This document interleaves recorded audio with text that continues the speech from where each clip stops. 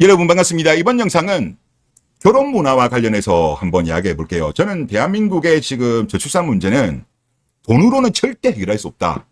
문화가 문제다. 이런 주장을 제가 계속적으로 하고 있는데 이제 그거 관련된 주제로 조금 3개 정도 해보도록 하겠습니다.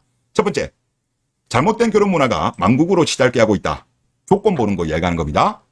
주식 갤러리에 벨라루스 국제결혼한 분이 꾸준하게 글을 올려주십니다. 그분의 가장 최근 글인데 본인 소개를 먼저 하십니다. 본인 얼굴은 핫타치, 키는 160 중후반, 비정규직이고 월급은 200달이라고 합니다. 그리고 고졸, 그리고 본인은 차도 없다고 합니다. 그런데 있는 그대로의 나를 사랑해주는 사람을 만나서 결혼을 했다고 합니다. 애초에 외녀들은 남자 볼 때 외모보다는 성격 가치관을 많이 보고 한국이 비정상적으로 조건을 따지는 거다. 장모님도 내 집, 차, 학벌, 월급 이런 거 안 물어보시고 서로 배려하면서 살면 혼자 사는 것보다 둘이서 사는 게 더 좋다고 덕담을 하셨다. 가스라이팅에 당하지 말고 외국으로 돌격보고. 네, 그래 요즘은 외국 여자는 조건보다 마음 가치관을 더 보는 착한 여자가 더 많다는 그런 주장이십니다.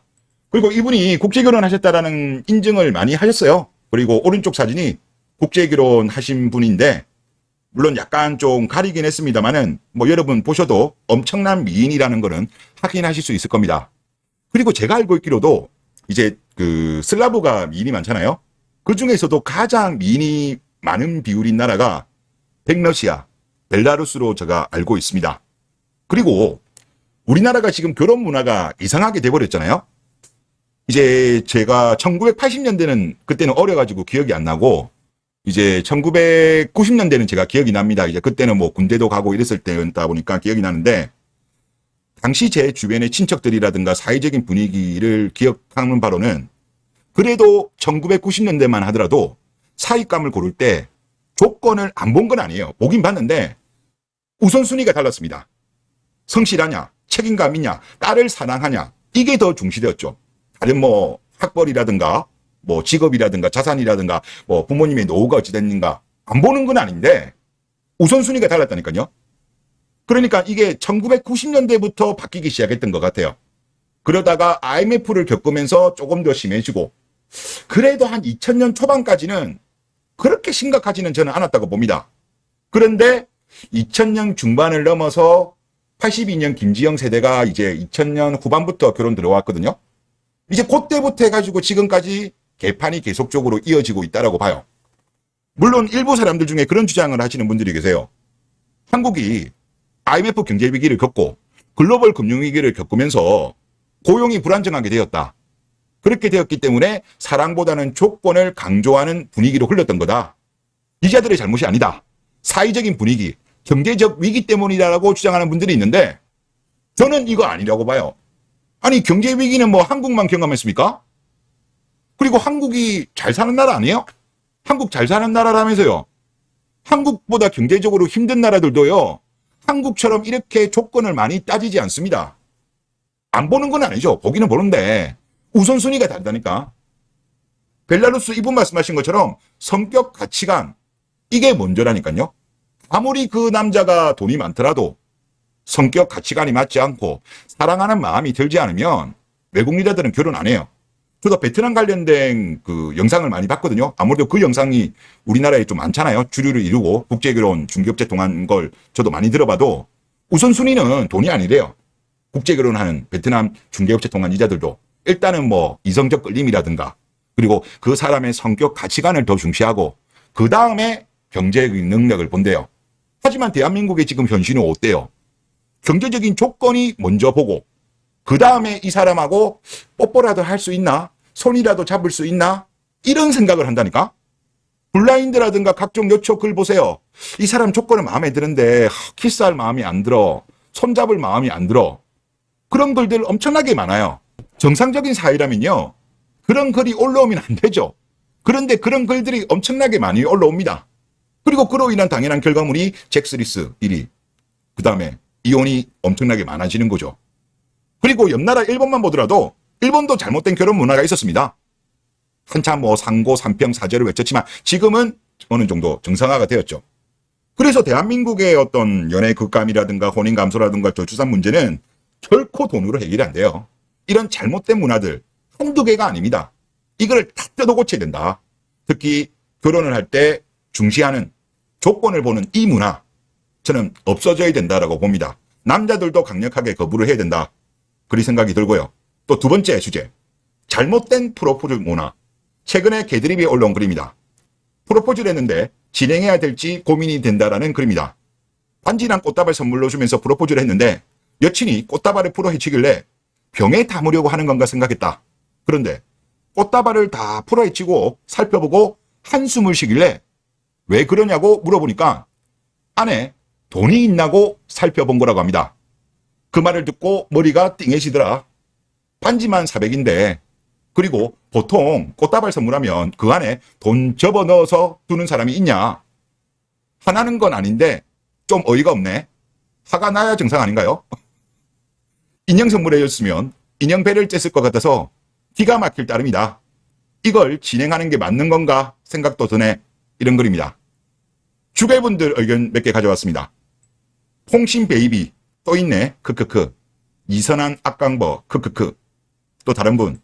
조상신 긴급강님 빨리 도망쳐라. 다른 의견. 화가 나는데 이 지랄 쟤랑 똑같은 생각이네요. 크크크크크. 화가 나야 정상이다. 병신아. 이런 내용입니다. 결국 X 같은 프로포즈 문화죠. 자, 또 세 번째 주제 한번 이야기해 볼게요. 남편들아 제발 이혼 당했다고 자살하지 마라 라는 내용입니다. 유키즈에 나왔던 내용인가 봐요. 이제 이혼 변호사가 이야기를 합니다. 아내의 외도 때문에 상담을 오신 남편이 있었어요. 이혼이 어려울 시 진행되는 상간자 손해배상 청구 소송. 그 남자분이 정말 많이 우셨고 고민 끝에 소송을 하기로 했어요. 소장 초안을 작성해서 보내드렸는데 며칠째 연락이 계속 없으신 거예요. 일주일 정도 기다렸는데 여전히 카톡에 일이 안 없어지는 거예요. 운전하고 있는데 모르는 번호로 전화가 온 거예요. 전화 내용이 나 누구 부인인데 남편 죽었다. 의뢰인의 자살 소식. 소송 시작을 안 했으니 나한테 착수금을 돌려달라. 나 애 데리고 살아야 하니까 돈 돌려달라고. 매도 당사자가 도리어 배우자의 돈을 돌려달라고 한 상황입니다. 계약은 이미 했기 때문에 또 진행도 했기 때문에 변호사 입장에서는 안 돌려줘도 되죠. 그런데 결국은 조의금으로 돌려줬답니다. 설거지고련의 최악의 케이스, 마지막으로 최악의 케이스는 이런 살자와 고독사 케이스죠.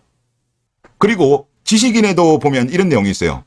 남편이 유언장을 변호사한테 맡기고 자살했는데요. 사실 제가 다른 남자들하고 계속 만나고 있어서 그걸 남편에게 숨긴 건 미안하지만 남편이 친자 검사 후에 2명 다 본인 자식이 아니라고 나와서 1명도 아니고 2명 돌아버리겠죠. 변호사한테 저랑 애들한테 한 푼도 줄 수 없다고 유언장을 쓰고 자살했어요.